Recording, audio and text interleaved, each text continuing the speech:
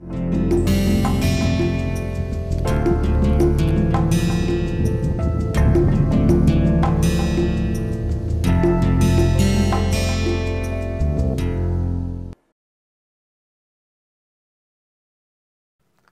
to lecture number 40. In the last lecture, we have discussed about the total internal reflection geometry to achieve a very tiny observation volume, and we are also discussing about this confocal geometry to create the small observation volume.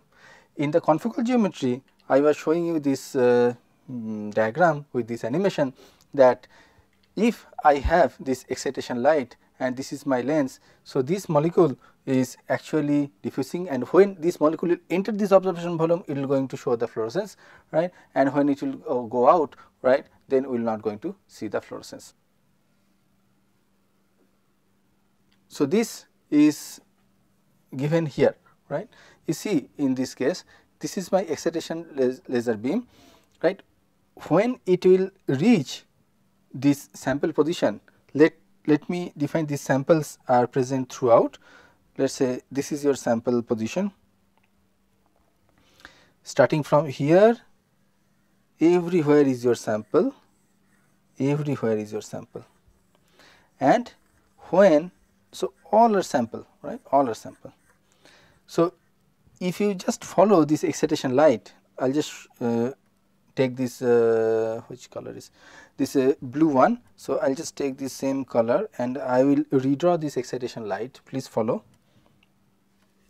So the excitation light is coming like this way, this way, this way, and it is exciting throughout.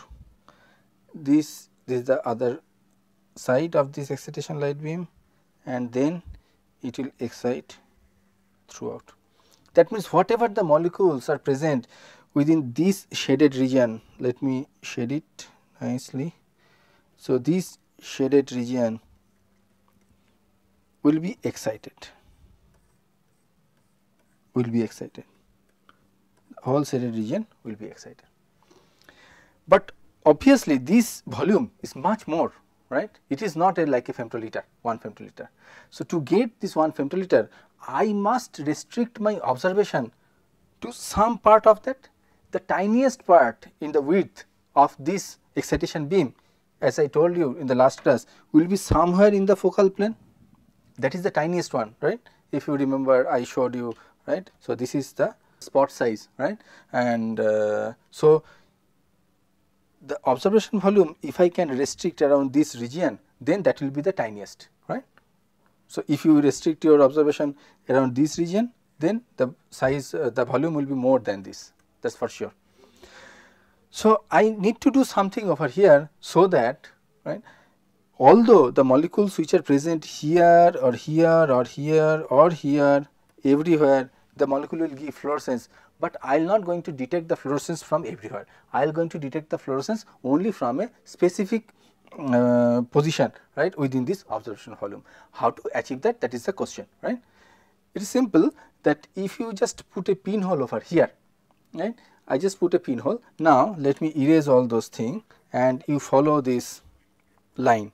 As I told you that this blue one is your excitation, so everywhere excited, that means the molecules which are present at this position, that is also going to be excited, the molecule which is present at this position, that will also be excited, and the molecule which is present at this position, that will also going to be excited. Now you follow this line, the molecules which are present below the focal plane, right. After you putting the pinhole, let us say first you follow the line, the molecules which are present at the focal plane. So if you follow this line with a basic knowledge of your optics, you follow and you see this ray actually passing through this pinhole and reaching the detector. That means the fluorescence which is originating from this position, this focal plane, actually is reaching the detector, because this pinhole position is over here, right.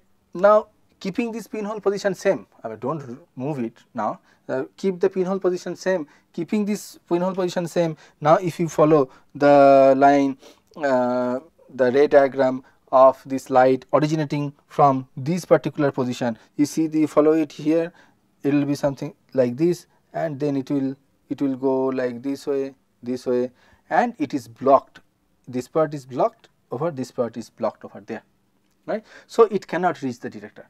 Now, if you consider this point, right, if the fluorescence originates from this particular point, you follow this line, what you are going to see, it is now blocked at this position and this is now blocked at this position. So, the placing a pinhole at this position ensures me that the fluorescence which is originating very near to the focal plane only will be passed through this pinhole, and that light only going to be detected by this detector. That same figure or that same concept I have displayed over here. In this case, you see here that this is your focal plane. So, when the signal is originating, this is your focal plane, right, here this plane. When the signal is originating from, let us say, here at this position, it is not passing through this pinhole, it is blocked. When the signal is originating from this position, it is not passing through this pinhole, it is blocked over here, is blocked over here, is blocked over here. But when the signal is originating from this focal plane, this signal is passing through, right, see, signal is passing through this pinhole, right, and this is called this confocal geometry. That means, it is very simple. You have objective, you have this lens, and you are exciting, you can excite the sample throughout, but just by putting this pinhole, you can actually restrict your observation volume. Now, I will go back to my this animation. Now, you see here, once you excite, your molecule will start moving, because the molecular motions is random, right, it is a Brownian motion. So, once it enter over here, then this signal is actually passing through this pinhole, where with this pinhole and will reaching the detector. But when the signal is like this, when the molecule is present over here, then that signal is blocked. When the molecule is present over here, then the signal is also blocked over here. So, you will going to get the signal only when the molecule is present within this volume, and the height of this will be guided by the width of this pinhole, right. There is a direct relationship from this width of the pinhole and height. And if you now consider that is a Gaussian shaped of this laser beam, then with using some mathematics, you can actually calculate the volume of this observation, right. So, it is called the detection volume or observation volume, this region,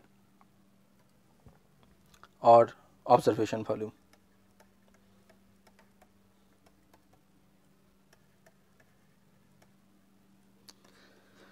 So, that is it. If I can achieve this observation volume, then I can see the single molecule. When the molecule will present inside this observation volume, then it is visible. When the molecule is present outside, if the molecule is present here, it will be excited, it will going to give you fluorescence, but it is not visible because of this pinhole, right. Once the molecule is here, obviously it will give the fluorescence, then only it is visible. If the molecule is present here, right, then it will not going to fluoresce. If the molecule is present here, it will fluoresce, but it is not visible. If the molecule is present here, it will not going to fluoresce. So, I can restrict my observation, and I can achieve this femtoliter type of observation volume. Now, consider that you have some matrix. Let me draw this matrix over here. You have some matrix and you have all the molecules are present, right, throughout this matrix. Let us say this is your matrix.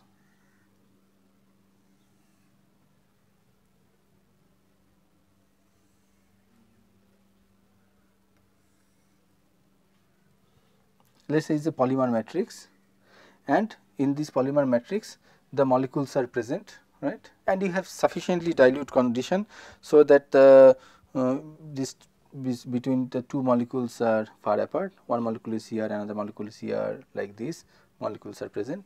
But as this is a solid matrix, this is in this plane, right, in this plane, and if you just take a cross section, probably we will see one molecule here, another molecule here, another molecule here, another molecule here, here, here, random distribution like this, right. So, now if you want to image how the molecules are distributed in this matrix, what you are going to do? You will just put this slab polymer slab having all these molecules embedded inside in a confocal setup, right.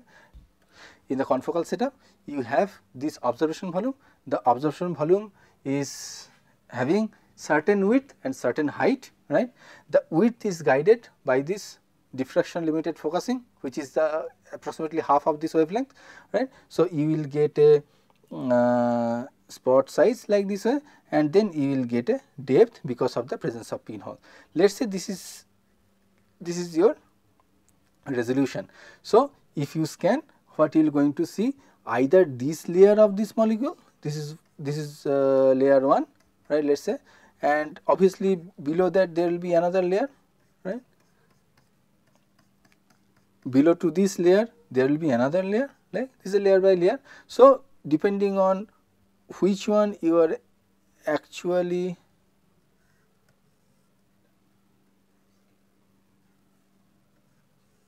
so this is a layer by layer thing. So, depending on the height of this observation volume to this sample, you will be able to see one layer. Now, if you look at one of this layer, what you will going to see?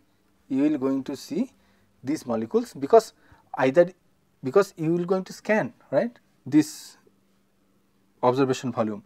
The observation volume is here, then you scan either in xy plane, you will scan in the xy direction. So, then you will going to image everything. So, after you scan whole thing at a particular plane out of this slab, obviously we will going to see that one fluoropore is present over here, another is over here, another is present over here. It is random, I do not know, I am just writing, I am just drawing it. Probably you will going to see such kind of image, one is present over here. Here please note that this spot size, right, is in the order of 200-300 micron, obviously depends on the excitation wavelength, the light wavelength of the light you are using to get the spot size, and that is called the Abba diffraction limit. And in this case the spot size will be almost the half of this wavelength, right. If you are using 400 nanometer light for this excitation, this spot size will be around 200 nanometer. Obviously the molecules, right, they are not like 200 nanometer, they are about 1 nanometer, but still you will get a bigger spot size because of this diffraction limited focusing. But no problem, if the intensity of this spot is same as this spot, is same as this spot, is same as this spot, that means I can conclude that each spot you will have a similar number of molecule, and in this case the number of is 1, right, because you have taken a reasonably diluted condition. So, number will going to be equal to 1. But if you look at this real image of this, the first thing what you are going to see is this.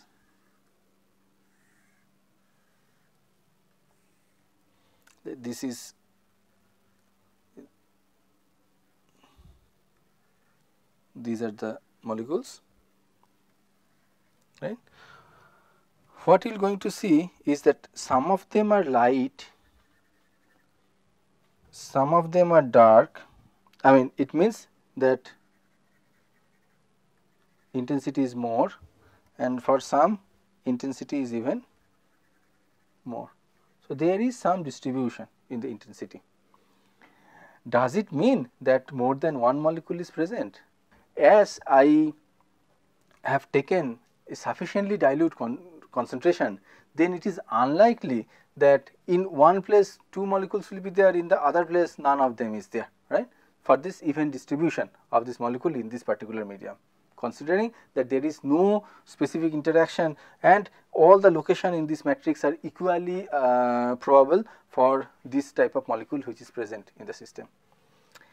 The reason behind such kind of difference in the fluorescence intensity from each of the spot may be because of the different orientation of this molecule. As I said earlier during our discussion on fluorescence anisotropy, that the direction of the polarization of this excitation light, right, will excite selectively or preferentially those molecules whose transition moments are parallel to the electric field of this excitation line, right. So, it is possible that for this molecule the excitation is more favorable because its transition moment is oriented in parallelly to the electric field of the excitation line. In this case it is not, right, it is possible. So, in this case the different molecules are not aligned in a similar fashion, right. Sometime if you take this kind of image, you would also see such kind of feature.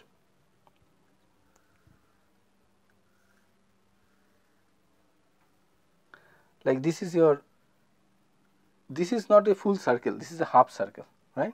Let us say this is the full circle, this is again full circle, this is full, and let us say this is half, right. You will also see such kind of image, right. So, I am just considering intensities are same just for the time being, you will going to see. So, what is the reason for this, right?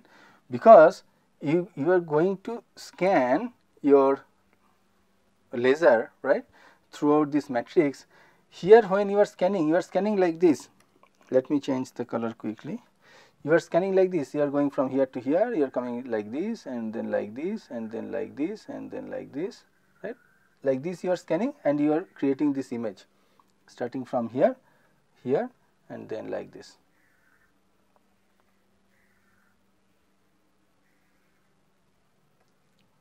Like this, right.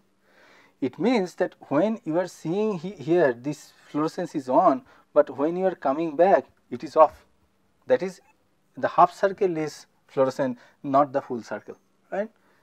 That means if I sit on a particular fluorophore and keep on monitoring the fluorescence intensity, right, it must show the on and off behavior, and exactly the same when you sit on a particular fluorophore in this matrix, right. You just focus on this one, right, just focus on this one and monitor how the fluorescence intensity is changing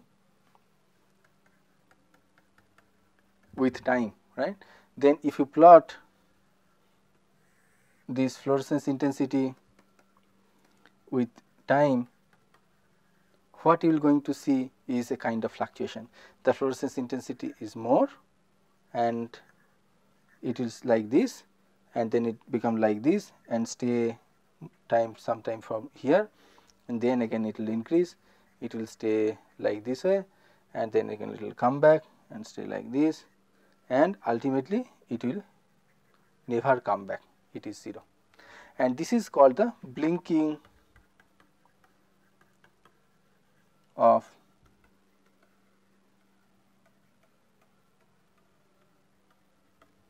fluorescence. This is basically because of this conversion of the molecule from the singlet state to the triplet state. When the molecule will go to the triplet state, obviously it will take some time to come back from the singlet state, and fluorescence is only from the singlet state that we already discussed, right. In the triplet state, phosphorescence is typically quenched by this different quencher present typically by the oxygen molecule dissolved in this your system. So, we are not going to see the phosphorescence at the room temperature. So, once the molecule will go to the triplet state, it needs to come back, and that takes time, and that is called my off state. So, here is my off state and here is my on state and so on. But if you keep on excite the molecule, right, many times, then the molecule may destroy, and it is a very common feature, and this part here the molecule will never come back to give you fluorescence. That means the molecule is destroyed, and this is called the photo bleaching.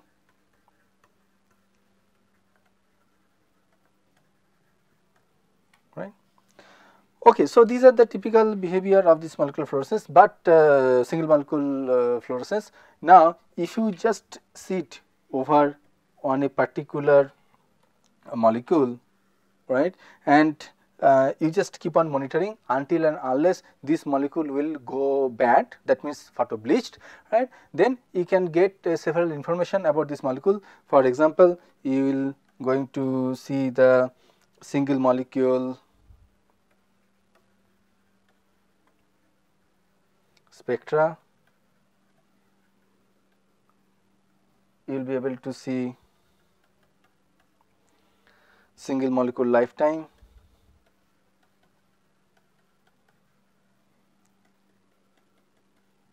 you can see the application of rate in the single molecular level,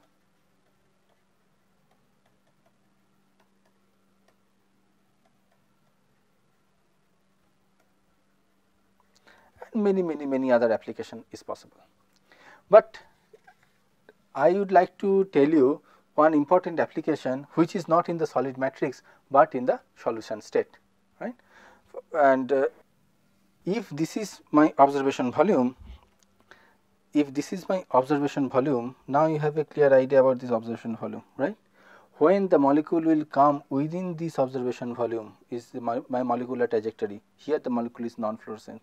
The molecule fluorescence will be detected only when it is present within this observation volume. Throughout this path, right, throughout this path, the molecular fluorescence will be detected. And the molecule, right, will take some time to cross this observation volume. If the molecule is entering from this side and taking such kind of path, then this fluorescence will be on for longer time than this. If the molecule is coming from this side and exits from this side, then the fluorescence is on for a shorter time, right. So here the fluorescence is on for a short time, here the fluorescence is on for this time, and in this case the fluorescence is on for a much longer time. If the molecule will come like this way, then the fluorescence is on for this time, right.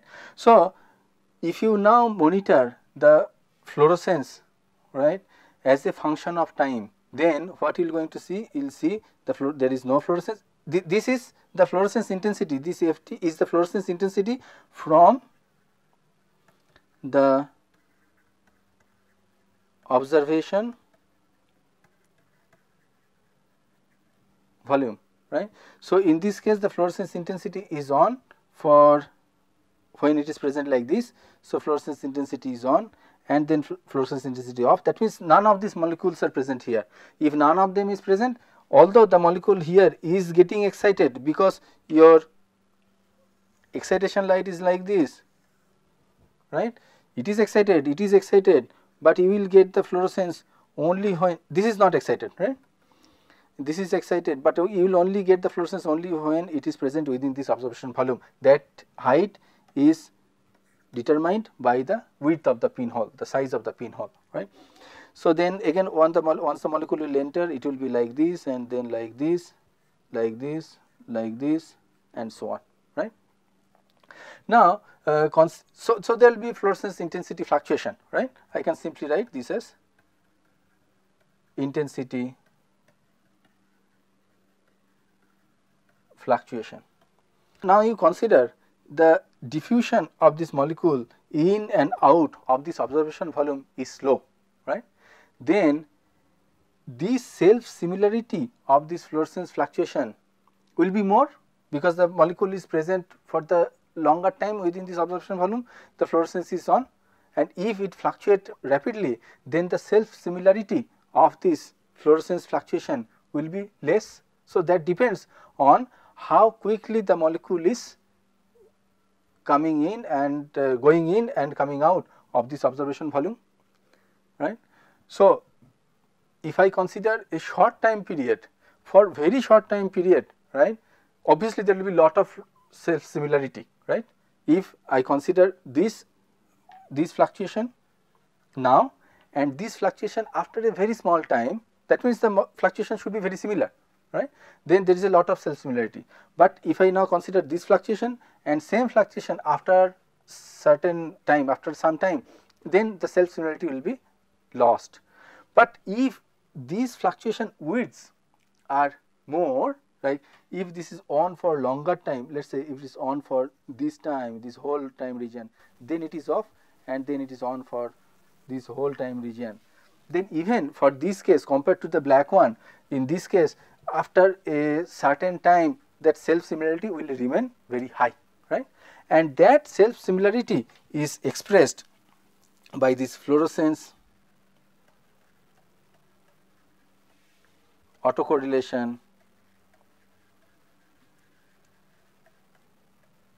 function, and which is denoted as g tau and defined as fluorescence intensity at time t, fluorescence intensity at time t plus tau average divided by average fluorescence intensity square. Like now, if you change this tau value, right? So the fluorescence intensity at time t and time t plus tau will be very similar if the tau equal to 0. That means it is the fluctuation will have very similar fluctuation because it is same, right? Ft and Ft is same. But when I change this tau from 1 tau to 2 tau and some time, if I give 1 microsecond, 2 microsecond, 10 microsecond, then the self similarity will be lost, right? And you will get a lower value of g tau. So g tau will start from a high value, and it will ultimately going to be 0 when the value of tau is very large. And in this case, this decay of this g tau should be related to the how quickly the molecule is passing through this observation volume. In other words, it should be related with the how this what is the size of this fluoropore. If the size of the fluoropore is big, then it will take some time to pass through this observation volume, and that can be correlated easily. If the viscosity of the medium is high, then the molecule will pass through, right, this observation volume the longer time period, and it will be seen in such kind of g tau. I will just show you this typical plot of this g tau.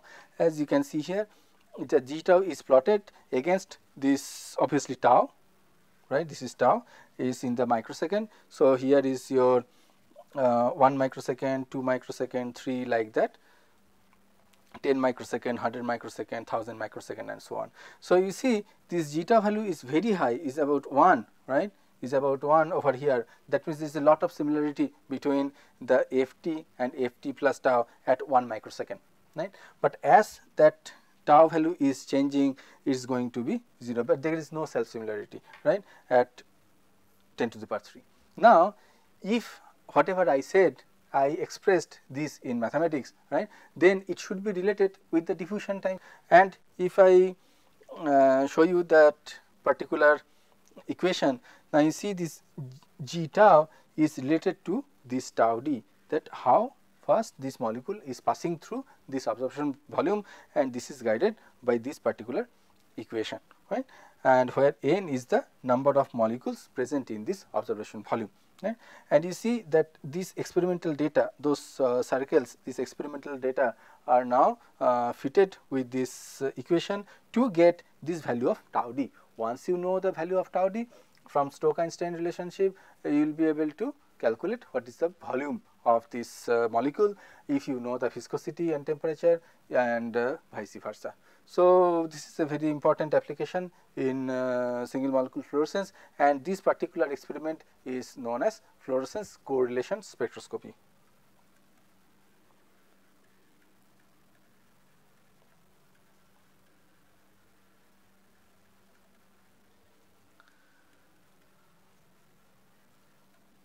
Okay, and is in short form it is known as FCS.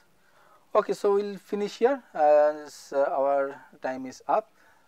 Thank you very much.